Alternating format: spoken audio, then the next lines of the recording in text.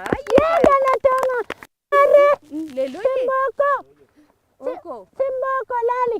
Marre ijoolleen kun ciccimtuudha waan ta'eef ati immoo waan bareedaa tokko odootti nu idaate sirriitti ijoolleen kun sirraa baratanii mee akkatti dhaabbachuu danda'an akkatti deebisii kennuu danda'an illee waan barsiisime.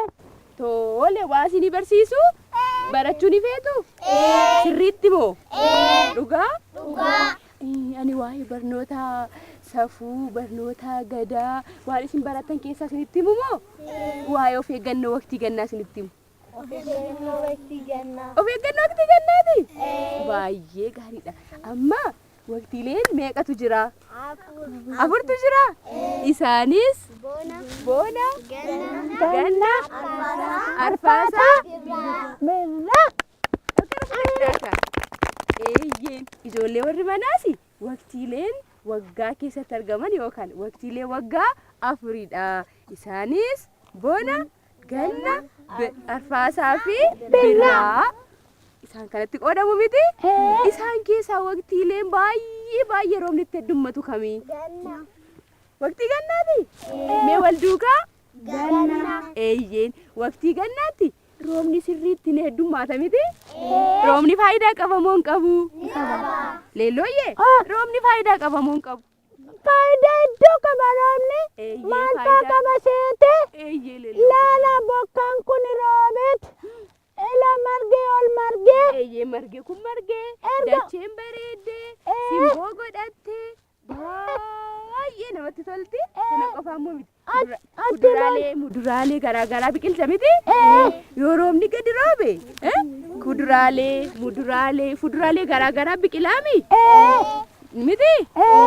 Kanaafuu waqtiileen jiran keessaa waqtiin roobaa waqtii baay'ee murteessaadha. Maaliif murteessaa ta'e beektu? Yerootti roobni roobee midhaan garaagaraa nu biqilchuu waan nuti soorannu waan uumamni lafa kanarra jirutti fayyadamu yeroo haala mijeessuudha. Garuu immoo akkuma waan bareedaa qabu immoo waqtii baay'ee of eeggannoo barbaadudha. Maaliif beektu? Amma ta'u akka kanatti teenyee tattaphachaa leelluu faana bo'aaraa jirru bokkaan achirraan gungumaa sirraan gad yoo dhufee roobe nu miidhamoo nu miidhu? Nu miidhaami? Bokkaan baay'isa yeroo roobu immoo lolaa ni qabaami? Lolaan lola'ee ijoollee fa'aa fudhatee sokkaanii qilleensi isaa dhukkuba garaagaraaf saaxilaanii aduun akka kanatti bahee yeroo roobni roobu immoo qilleensi lamaan isin irratti wal ga'ee isin dhukkubsachiisuu illee danda'a. Kanaafuu isin roobni yeroo gungumee roobaa dhufu maal gootan? Manatti galtanii daftanii galtu yoo bushaayee eegaa jirtu ta'e uffattanii gara manaatti deemtu mitiire? Gara manaatti deemtanii immoo ijoolleen tokko maal godhu beektu?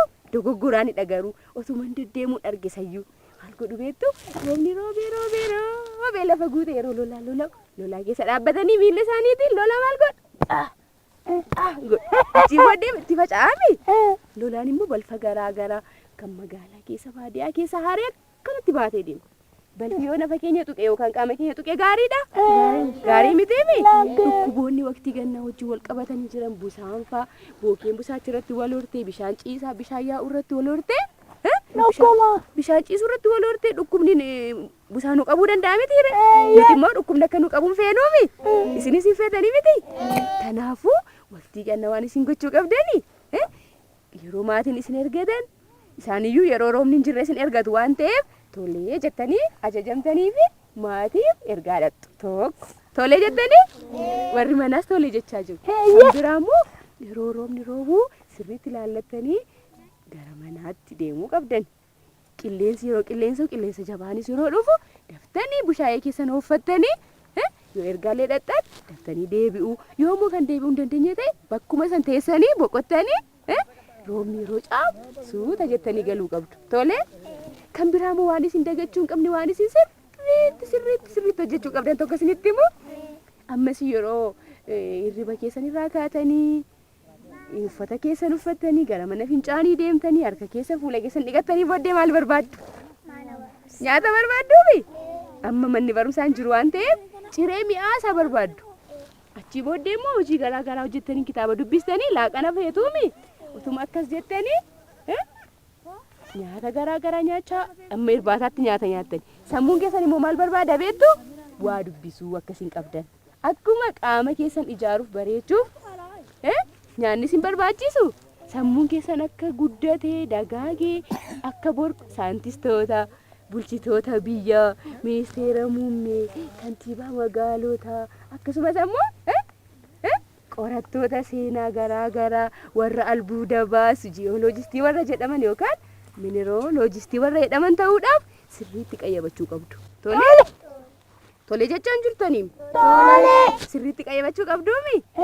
Qayyabachuu qabdan immoo kitaabolee barnoota keessaniif isin gargaaran afoola garaa garaa waa'ee biyyoota beekumsa waliigalaa waan isiniif dabarsu sirriitti qayyabachuu qabdu. Ni qayyabattu miti? Mee warri sirriitti qayyabannaa jettan? Kunaallee nan qayyabadhu. Isin hundi ni qayyabattu?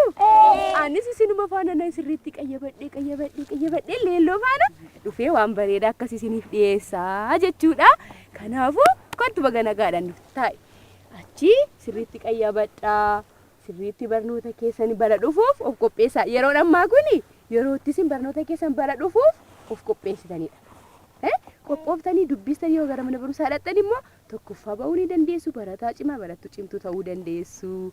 Kanumaan isiniif dhaama waqtii gannaa bakka bareedaa oolaa maatii keessan dhaga'a. Maatii diduun hin danda'amu. Maal jedha barnoonni safuu?